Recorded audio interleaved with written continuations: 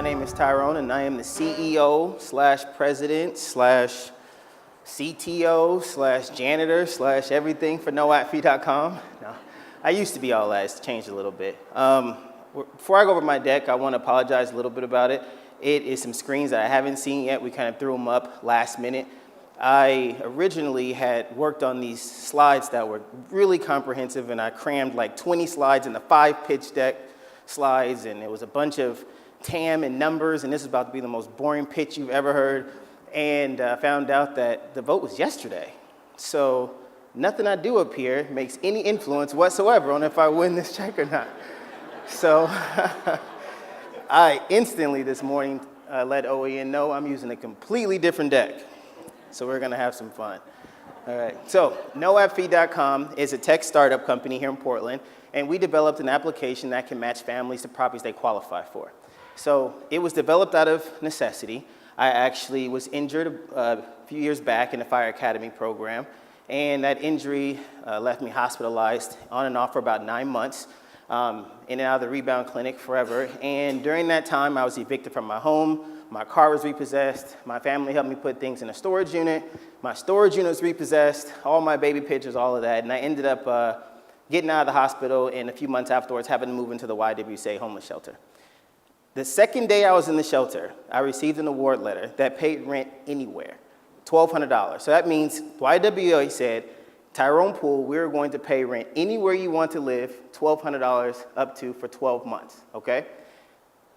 3 months later, I am still at the YWCA homeless shelter, being told that I have to leave because my time there has expired, and I still have a crumpled up letter in my pocket that pays rent anywhere in Portland, Oregon for 12 months.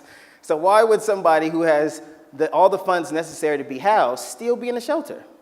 It's because the process of locating housing for people with barriers or just people with lower income or just that matching process is awful. It is awful. When I got out of the shelter, I had the worst background you could ever pull if you were looking for a place to live. And so because of that process, I went through the most expensive, time-consuming, challenging way to find a place to live. So what ended up happening was I started working for the YWCA after I found a place. And I became the best advocate I could be, and I started helping people get housed. And I found that the numbers were awful. We had about a 50% failure rate on our vouchers. So no matter how much money we gave out, half of them expired. And we blamed it on money all the time. We just don't have enough money, we don't have enough staff. If we had more grants to hire more people, we could be more effective. That's baloney, all right? We don't have magic wands, and no matter how many of us you hire, you're not gonna change those statistics. And I know for a fact because I moved on up the chain, started working with Housing Authority. That is the biggest budget there is possible when it comes to housing families. I went from 40 families on that I was an advocate for to 15, and still 45% failure rate, 50% failure rate for VATS vouchers, homeless vets. So the numbers are the exact same. So about this exact same pitch I did maybe almost 3 years ago now at the PDC. I left from my program and said, I have an idea that I can house every family, regardless of the rental barriers, in one day.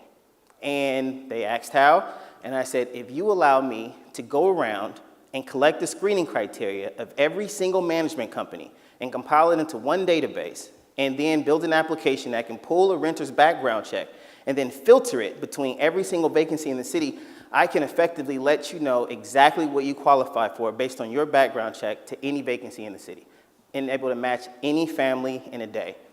Because I realized that it was basic math. That's all it was. For me, when I got out of the shelter, out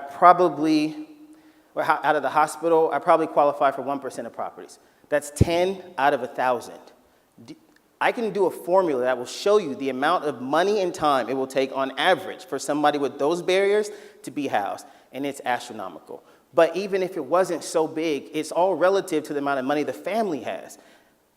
The reason for denial is basic. If the amount of time and money required to be housed exceeds the amount of time and money the family has, it results in a denial. So you have two moving statutes. You have the amount of money and time it costs based on a background check and the amount of money the family has. So the only way to solve the problem is to delete one to zero.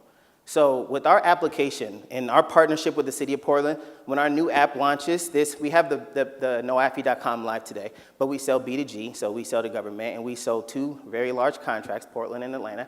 And when the app, the first one launches this July for Portland, it will have about 4,000 vacancies on there.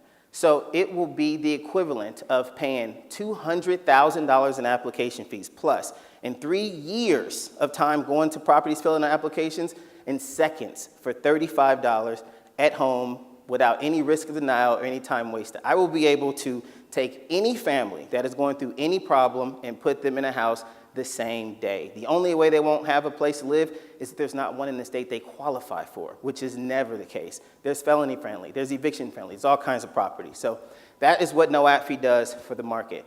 While I'm up here, and since I have a whole nother minute left, I wanted to talk about the team a little bit. The team was me for a very long time, me and my wife for many years, and I very recently had the luck of running into some very high caliber and high pedigree people that have been able to help me to execute these contracts and have provided me with a ton of safety. The lead of this current investment round in that team is actually Homer Williams. He came out here today to support it. Right when he joined, I mean, me and my family, we were trying to get through this. I had this Portland contract, was super excited, saying, finally I'm gonna make enough money to pay rent and do all the things I need to do. But Homer came in and he helped fund us early, and he's leading this round. So with him, I mean, he's brought in some people onto the team that's just unbelievable. My new CFO that we just hired was the CFO for Pillsbury for 7 years. I mean, $5 billion budget now works for NoAppFee.com, okay? So that's the team. Yeah, thank you guys very much for having me.